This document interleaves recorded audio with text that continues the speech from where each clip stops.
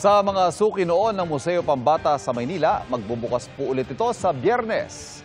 Silipin yan sa pagtutok live ni Nico Wahe. Nico. Ivan, pinagdiriwang ngayon ng 30th founding anniversary nito nga Museo Pambata. At good news dahil malapit na silang magbukas muli matapos pansamantalang magsara noong 2022. Galyon, sinaunang tranvia, standee na may lusutan ng ulo para sa picture taking, at sinaunang bahay.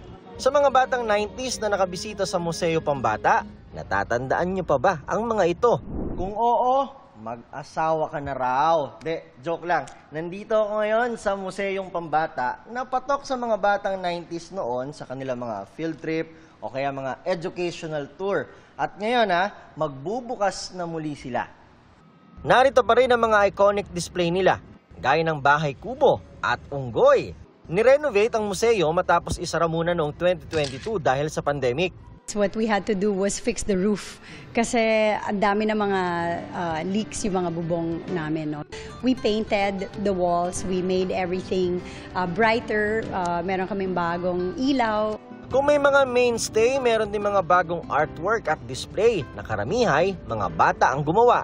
Bago rin sa museo ang Balayatu, tampok ang mga obra ng mga bata mula sa mga rehiyon sa Pilipinas. Sa December 6 ang reopening ng museo, 450 pesos ang entrance at bukas ito mula Biyernes hanggang Linggo.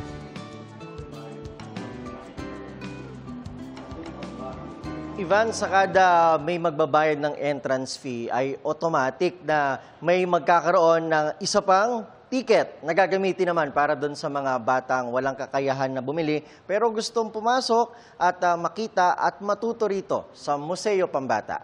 Ivan? Maraming salamat, Nico Wahe.